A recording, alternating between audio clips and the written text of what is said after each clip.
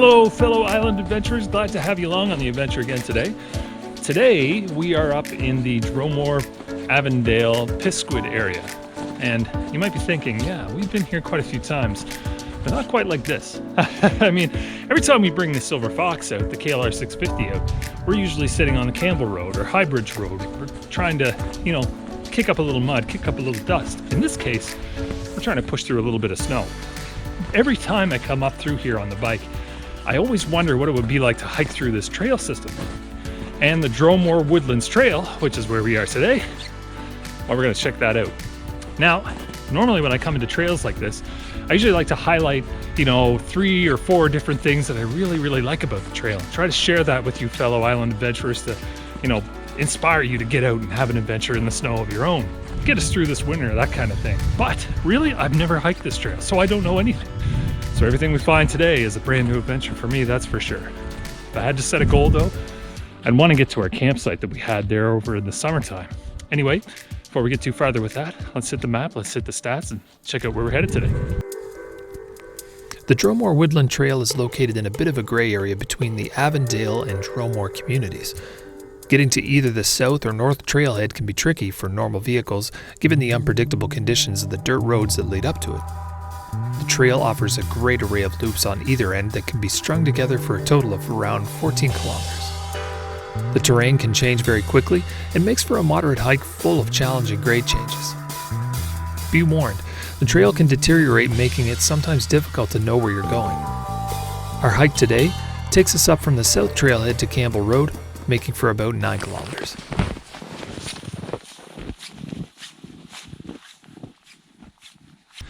So I decided to put on the snowshoes on the back of the pack, strap them on just in case. Looks like everything's fine just to not have them. But who knows what we'll end up running into when we get deeper into the trail.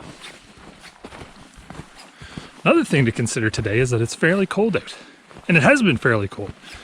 And that's pretty typical to, January, of course.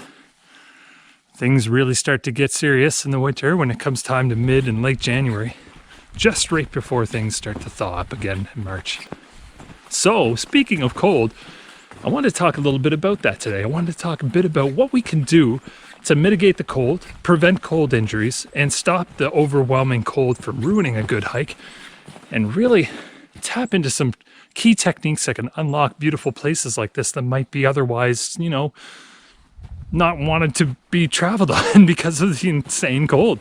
It does get really cold. I mean, up in Winnipeg, I think it's like minus 50 degrees Celsius.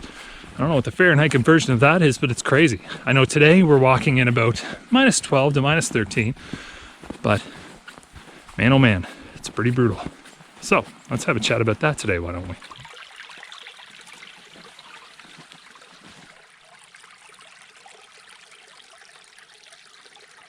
Sketchy little footbridge number 1. It's not the sketchiest footbridge I've ever seen in my life, but it's quite wide there. Nah, lots of room to roll your ankle in.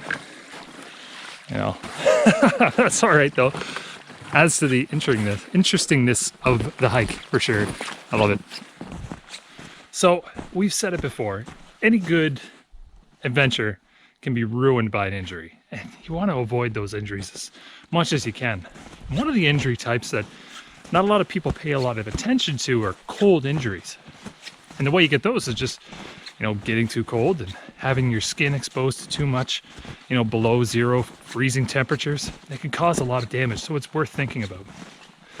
But before we start thinking about it, and it's a good thing to do, when you think about anything, is what is at the root of all that? Well, let's think a little bit about how our body reacts to the cold, what it's doing.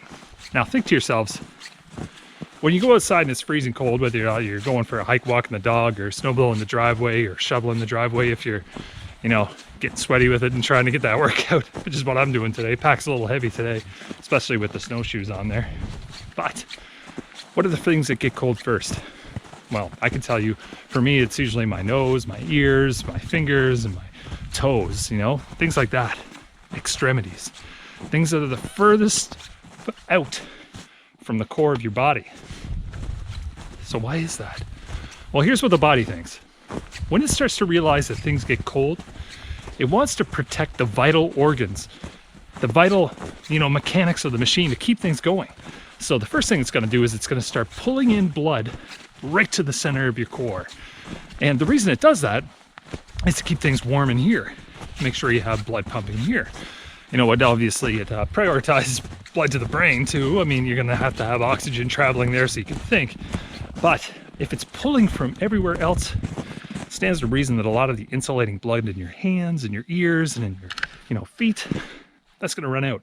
And that's why those things get cold. So how can we better tell the body to redistribute the blood a little bit more evenly? Well, we can protect our core and we can shield our core.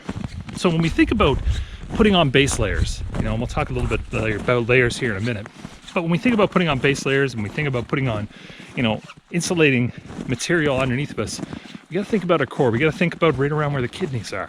We want to think about the chest area, the stomach area. We want to think about the groin. All of those areas are areas that the body wants to protect. Here, look for this. A small little gator like this, that keeps my neck warm.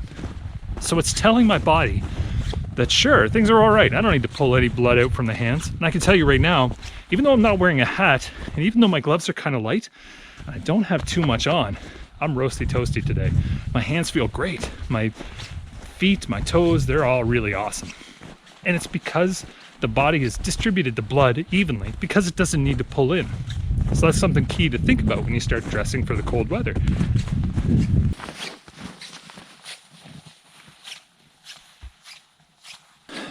So now that we're talking about the kit that we put on our bodies and the stuff that we want to wear to kind of mitigate against the cold and to keep the cold from, dampening our adventure and the good time we want to have, maybe it's time to start thinking about strategy as far as that's concerned as well. Now, one of the things that people don't really consider and don't really think of is how clean are the clothes. Now, that makes a difference, believe it or not. And when you're talking about cold weather and hikes, long durations, if you will, you want to nail the little things like that. Now, when we think about textiles, think about clothing in general, everything is interwoven. But those small, tiny weaves still have these little pockets and these holes. And what ends up happening is that as clothes get dirty, they end up trapping in oils and sweat, dirt and grime. And what that does is it limits the ability of that clothing to be able to transfer air, to breathe. And that's really, really important as well. Now, if your clothes don't breathe, well, then you're just going to be trapped inside a big old, tent, if you will, inside, and you're going to be sweating. And we'll talk about how annoying that is a little bit later. But it's key to make sure that your clothes are clean and then they can breathable. All right, now we're into some familiar terrain.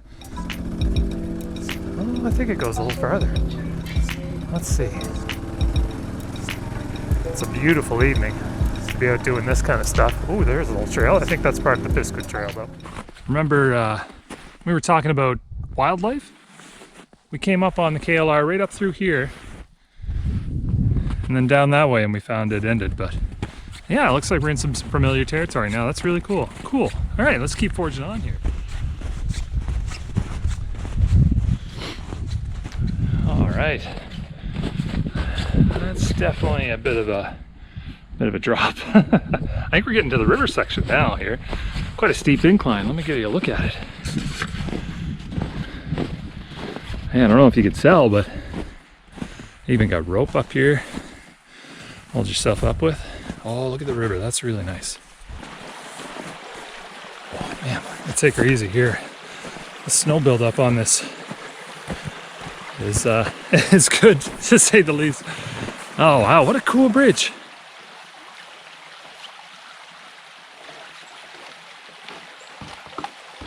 So the next thing that we want to talk about is layering. We've talked about the clothes that we want to wear, how we want to wear them, and we want to make sure that they're nice and good condition, but we also want to make sure that we wear them properly.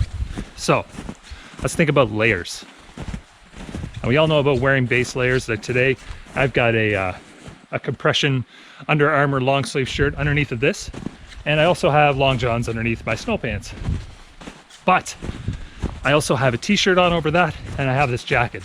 That's about as far as it goes. But what happens with that is I've created not only layers for, thermal protection of my body, but I've created air barriers.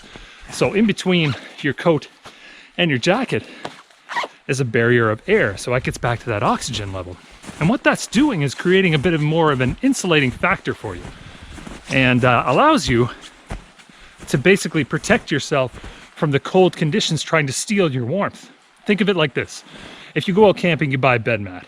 Really good bed mats are ones that blow up with air, and they give you that gap of air between your body and the ground. The ground wants to steal your warmth. If you don't have that, when you go camping, you freeze overnight. It's the same kind of principle. If you can put gaps of air between you and the cold out here, it'll be harder for the cold out here to take the heat from here, which, as we talked about earlier, keeps the heat in our core and keeps everything else nice and warm for us. So let's keep moving. The trail, as we say, is deteriorating.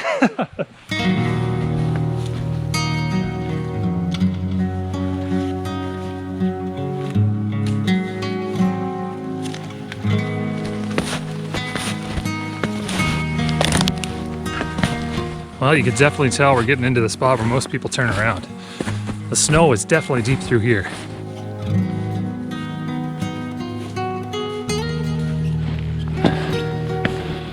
Well, as you can tell, the trail deteriorates again. At this point, it's just me and the foxes.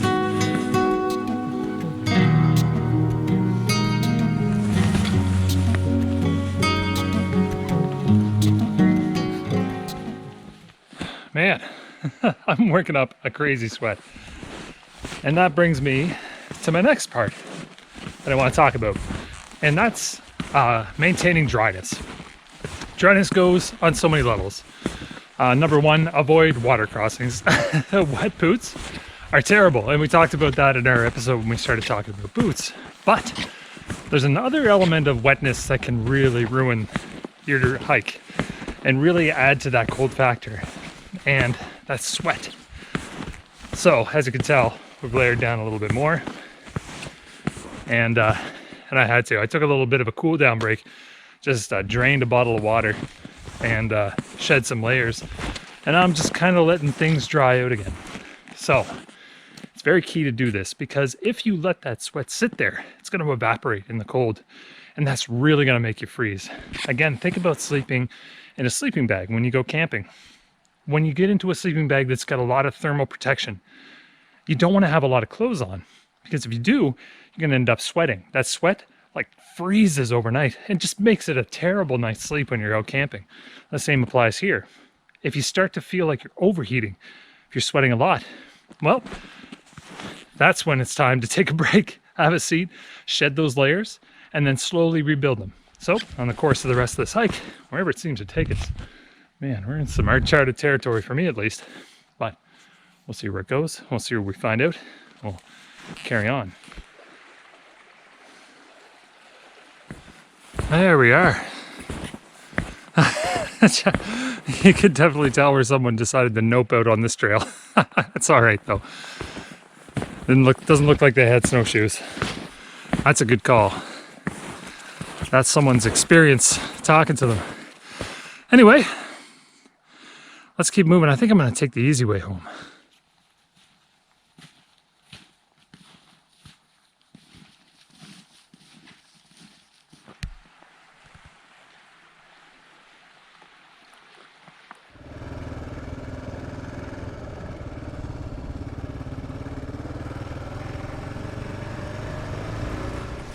Well, this must be looking a little bit familiar to you guys, at least at this point.